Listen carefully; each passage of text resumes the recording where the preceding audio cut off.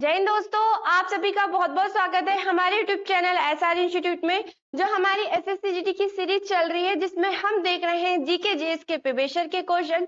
तो आज हमारी एसएससी जीडी की 10वीं क्लास है और अब तक आपने फर्स्ट से लेकर 9 तक क्लास नहीं देखा है तो देख लीजिए और बने रहिए हमारे चैनल एसआर इंस्टीट्यूट में। तो देखते हैं हमारे पास फर्स्ट क्वेश्चन क्या दिया गया है। किसने भारत के 50वें मुख्य न्यायाधीश के रूप में शपथ ली है? क्या शानदार क्वेश्चन दिया गया है कि भारत के 50वें मुख्य न्यायाधीश के रूप में शपथ किसने ली है। और कई बार ये क्वेश्चन पूछा जा सकता है। तो हमारे पास ऑप्शन में क्या दिया गया है? उदय उमेश ललित। दूसरा ऑप्शन क्या दिया गया है? नूथलापति वेंकट रमन। तीसरा ऑप्शन क्या दिया गया है? धनंजय यशवंत चंद्रचूड़। और चौथा ऑप्शन क्या दिया गया है? शरद अरविंद बोबड़े। तो भारत के 50वें मुख्य न्यायाधीश के रूप में शपथ किसने ली है? धनंजय यशवंत चंद्रचूड़ ने। किसने ली है? धनंजय यशवंत चंद्रचूड़ ने। ये क्या है? भारत के 50वें मुख्य न्यायाधीश है। लेकिन आपको करंट में एक चीज और याद रखना है कि भारत के 51वें मुख्य न्यायाधीश बना दिए गए हैं। ठीक है, तो भारत के 51वें मुख्य न्यायाधीश कौन है?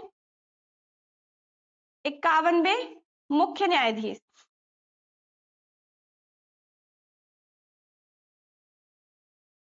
संजीव खन्ना। किसे बनाया गया है? संजीव खन्ना को। डी.वाई. चंद्रचूड़ ने सिफारिश कर दी है कि भारत के 51वें मुख्य न्यायाधीश कौन होंगे? जस्टिस संजीव खन्ना, जो शपथ ग्रहण करने वाले हैं 11 नवंबर 2024 को और ये अपने पद पर बने रहेंगे 13 मई 2025 तक। भारत में सर्वोच्च न्यायालय के मुख्य न्यायाधीश की नियुक्ति आर्टिकल नंबर 124 के तहत राष्ट्रपति के द्वारा की जाती है। ठीक है, अगला क्वेश्चन देखते हैं क्या दिया गया है। द्रोणाचार्य खेल पुरस्कार खालिस्तान को दिया जाता है। तो हमारे पास ऑप्शन क्या दिया गया है? टीम के अध्यक्ष को। दूसरा ऑप्शन क्या दिया गया है? टीम के जो कप्तान होते हैं उनको। टीम के जो सर्वश्रेष्ठ खिलाड़ी होते हैं उनको, क्या टीम के कोच को? तो हमारा आंसर क्या हो जाएगा? टीम के कोच को। किसे दिया जाता है? टीम के कोच को। द्रोणाचार्य खेल पुरस्कार जिसकी शुरुआत कब हुई? 1985 को। कब हुई? 1985 को हुई है और द्रोणाचार्य खेल पुरस्कार टीम के कोच को दिया जाता है। ठीक है, अगला क्वेश्चन देखते हैं। मई 2022 में किस राजनीतिक नेता ने पार्टी नेतृत्व के साथ मतभेदों के चलते भारतीय राष्ट्रीय कांग्रेस छोड़ दी? तो हमारे पास ऑप्शन क्या दिया गया है? मल्लिकार्जुन खड़गे। दूसरा ऑप्शन क्या दिया गया है? शशि थरूर। तीसरा ऑप्शन क्या दिया गया है? कपिल सिब्बल। और चौथा ऑप्शन क्या दिया गया है? सोनिया गांधी। तो हमारा आंसर क्या हो जाएगा? कपिल सिब्बल। क्या हो जाएगा? कपिल सिब्बल। अगला क्वेश्चन देखते हैं क्या दिया गया है। बिहू निम्नलिखित में से किस राज्य का लोकप्रिय नृत्य है? तो ये क्वेश्चन कई बार क्या पूछा गया है और अभी भी पूछा जा सकता है कि जो बिहू नृत्य है या बिहू लोक नृत्य है ये कहाँ का लोकप्रिय नृत्य है? तो ये कहाँ का है? असम का। ये नृत्य भी है और उत्सव भी है। ठीक है, ये भी याद रखना। और बिहू जो है असम में 3 तरह से मनाया जाता है।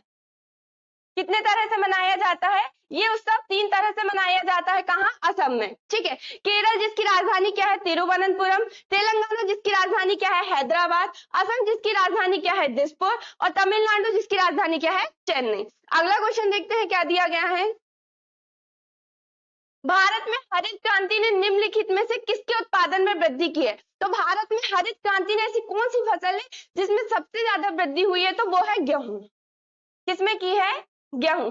और गेहूं सबसे ज्यादा कौन सी मिट्टी पर होता है? तो वो भी याद रखिए, जलोढ़ मिट्टी पर। किस मिट्टी पर होता है? जलोढ़ मिट्टी पर होता है। और जलोढ़ मिट्टी का निर्माण किससे होता है? नदियों में अवसाद जमने से। किससे होता है? नदियों में अवसाद जमने से। ठीक है, ऑप्शन में हमारे पास और क्या दिया है? कपास। कपास सबसे ज्यादा किस मिट्टी पर होता है? तो ये होता है काली मिट्टी पर। किस मिट्टी पर होता है? तो ये होता है काली मिट्टी पर। और काली मिट्टी का निर्माण किससे होता है? विशाल चट्टान के अपरदन से। कई बार पूछा जाता है कि काली मिट्टी का निर्माण किससे होता है? तो काली मिट्टी का निर्माण किससे होता है? विशाल चट्टान के अपरदन से होता है। ठीक है, भारत में हरित क्रांति कब लाई गई थी? वो भी याद रखिए, 1965 से 67 के बीच। कब लाई गई थी? 1965 से 67 के बीच में क्या लाई गई थी? भारत में हरित क्रांति लाई गई थी। भारत में हरित क्रांति के जनक कौन है? एम.एस. स्वामीनाथन। एम.एस. स्वामीनाथन क्या है? भारत में हरित क्रांति के जनक है, जिन्हें 2024 में, कब? 2024 में भारत रत्न से सम्मानित किया गया है। भारत रत्न से क्या किया गया है, इन्हें सम्मानित किया गया है। ये तो हो गई कि भारत में हरित क्रांति कब लाई गई थी, कई बार पूछा जाता है, तो वो भी याद रखना। इसके जनक कौन है, तो एम एस स्वामीनाथन। और 2024 में इन्हें क्या दिया गया है, भारत रत्न से सम्मानित किया गया है। और आप एक और चीज याद रखिए कि विश्व में हरित क्रांति कब लाई गई, विश्व में हरित क्रांति कब लाई गई थी, 1940 से 60 के बीच। कब लाई गई थी, 1940 से 60 के बीच में लाई गई थी। विश्व में हरित क्रांति के जनक कौन है, वो भी याद रखिए, नॉर्मन बोरलॉग। नॉर्मन बोरलॉग क्या है, विश्व में हरित क्रांति के जनक है। और शांति के क्षेत्र में इन्हें नोबेल पुरस्कार से सम्मानित किया गया है। कब, 1970 में। कब किया गया है, 1970 में क्या किया गया है, इन्हें शांति के लिए नोबेल पुरस्कार से सम्मानित किया गया है, शांति के क्षेत्र में। ठीक है, अगला क्वेश्चन देखते हैं क्या दिया गया है। निम्नलिखित में से किस शास्त्रीय नृत्य शैली को मूल रूप से सादिरट्टम के नाम से जाना जाता है। कई बार ये क्वेश्चन पूछा जाता है कि सादिरट्टम के नाम से जाना जाने वाला जो शास्त्रीय नृत्य है वो क्या है, तो हमेशा ये याद रखना, तो वो कौन सा शास्त्रीय नृत्य, तो वो है भरतनाट्यम। क्या है वो, भरतनाट्यम। जो कहाँ का शास्त्रीय नृत्य, तो ये है तमिलनाडु का। तमिलनाडु का क्या है, ये शास्त्रीय नृत्य है। ठीक है, हमारे भारत में कितने शास्त्रीय नृत्य है, 8 शास्त्रीय नृत्य। और हमेशा शास्त्रीय नृत्य से क्वेश्चन आपको देखने को मिलेगा, किसी भी एग्जाम में देख लीजिए, शास्त्रीय नृत्य से क्वेश्चन पूछा ही जाता है, चाहे वो कोई वनडे एग्जाम क्यों ना हो, हमेशा एक ना एक क्वेश्चन पूछा जाता है। ठीक है, कुचिपुड़ी कहाँ का शास्त्रीय नृत्य है, तो ये है आंध्र प्रदेश का। कहाँ का शास्त्रीय नृत्य है, ये आंध्र प्रदेश का क्या है, ये शास्त्रीय नृत्य है। मणिपुरी ये कहाँ का शास्त्रीय नृत्य है, तो ये है मणिपुर का। कहाँ का शास्त्रीय नृत्य, ये मणिपुर का क्या है, ये शास्त्रीय नृत्य है। ठीक है, सत्रिया जो शास्त्रीय नृत्य होता है ये कहाँ का है, तो ये है असम का। कहाँ का शास्त्रीय नृत्य है, शास्त्रीय सत्रिया कहाँ का शास्त्रीय नृत्य है, तो ये है असम का। ठीक है, अगला क्वेश्चन देखते हैं क्या दिया गया है। निम्नलिखित में से कौन मार्च 2022 में उत्तराखंड के मुख्यमंत्री बने हैं, तो 2022 में उत्तराखंड के मुख्यमंत्री किसे बनाया गया है। ऑप्शन में क्या दिया गया है हमारे पास, भुवन चंद्र खंडूरी। दूसरा ऑप्शन क्या दिया गया है, पुष्कर सिंह धामी। तीसरा ऑप्शन क्या दिया गया है, त्रिवेंद्र सिंह रावत। और फोर्थ ऑप्शन क्या दिया गया है, तीरथ सिंह रावत। तो उत्तराखंड के मुख्यमंत्री कौन बने हैं, पुष्कर सिंह धामी। कौन बने हैं, पुष्कर सिंह धामी क्या है, उत्तराखंड के मुख्यमंत्री है। और उत्तराखंड के राज्यपाल भी याद रखिए कौन है, राज्यपाल कौन है, गुरमीत सिंह है। गुरमीत सिंह यहाँ के क्या है, राज्यपाल है। कहाँ के, उत्तराखंड के। ठीक है, अगला क्वेश्चन देखते हैं क्या दिया गया है। 2021 में पद्मश्री से सम्मानित चित्रकार भूरी बाई का जन्म किस जिले में हुआ था, तो ये क्वेश्चन कई बार एग्जाम में देखने को मिला है। तो कहां पर हुआ था, झाबुआ के पिटोल गांव में। झाबुआ के पिटोल गांव में क्या हुआ था, इनका जन्म हुआ था। और ये भील पिथौरा चित्रकला के लिए सबसे ज्यादा प्रसिद्ध है। कई बार पूछा जाता है कि भील पिथौरा चित्रकला के लिए कौन प्रसिद्ध है, तो कौन प्रसिद्ध है, भूरी बाई। ठीक है, अगला क्वेश्चन देखते हैं क्या दिया गया है।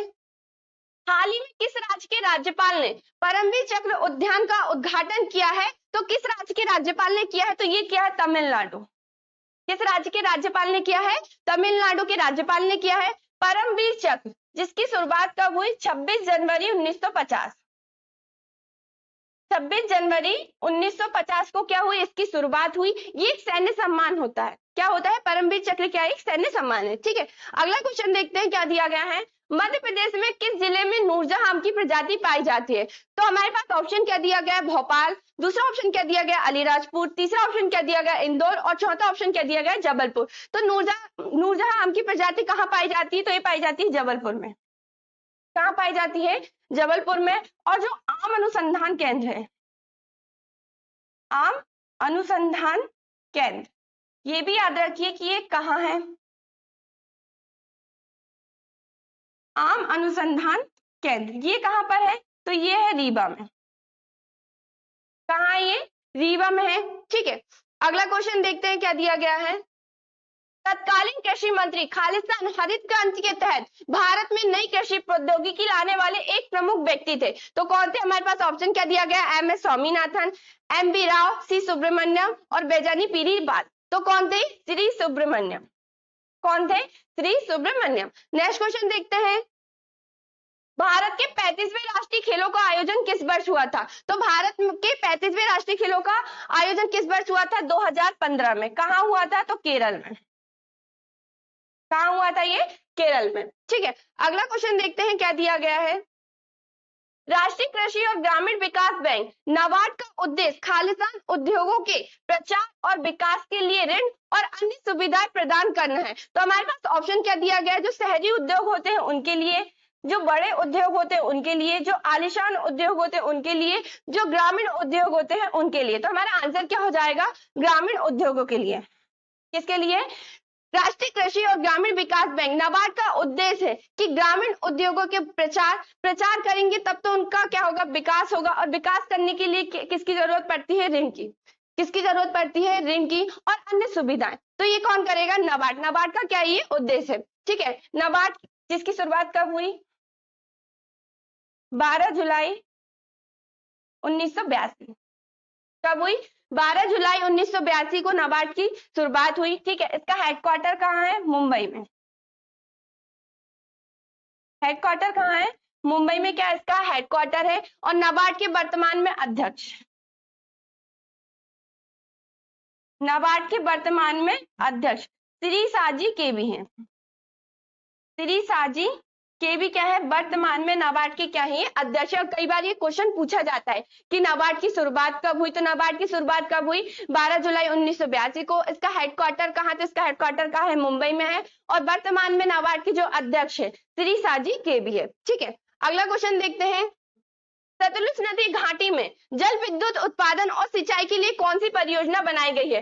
तो एग्जाम में कई बार परियोजना ऐसे क्वेश्चन देखने को मिलता ही मिलता है, कोई भी एग्जाम हो, एमपीपीएससी हो, वनडे एग्जाम हो, हमेशा परियोजना से क्वेश्चन देखने को मिलता है, ठीक है। तो हमारा आंसर क्या हो जाएगा, भाखड़ा नागल परियोजना। क्या है, भाखड़ा नागल परियोजना, जो कहां पर है, तो ये हिमाचल प्रदेश पर, हिमाचल प्रदेश पर। किस नदी पर, सतलुज नदी पर, ठीक है। ऑप्शन में हमारे पास और क्या दिया गया है, सरदार सरोवर बांध, ये कहाँ है, तो ये गुजरात में। कहाँ, ये गुजरात में। किस नदी पर, नर्मदा नदी पर। किस नदी पर, नर्मदा नदी पर। ऑप्शन में हमारे पास और क्या दिया गया है, हीराकुंड बांध, ये कहाँ है, तो ये है उड़ीसा में। कहाँ है, उड़ीसा में। किस नदी पर, महानदी पर। किस नदी पर, महानदी पर बना है, ठीक है। ऑप्शन में हमारे पास और क्या दिया गया है, नागार्जुन परियोजना, तो ये कहां पर है, तमिलनाडु पर। तमिलनाडु पर। किस नदी पर, कृष्णा नदी पर। किस नदी पर, कृष्णा नदी पर है, ठीक है। तो ये क्वेश्चन आपको बिल्कुल छोड़ना नहीं है, कई बार एग्जाम में पूछा जाता है। तो ये रहे हमारे आज के एसएससी जीडी के प्रीवियस के क्वेश्चन। अब तक अपने चैनल को सब्सक्राइब नहीं किया तो सब्सक्राइब कर लें, और फेसबुक में देख रहे तो फॉलो कर लें। जय हिंद, जय भारत।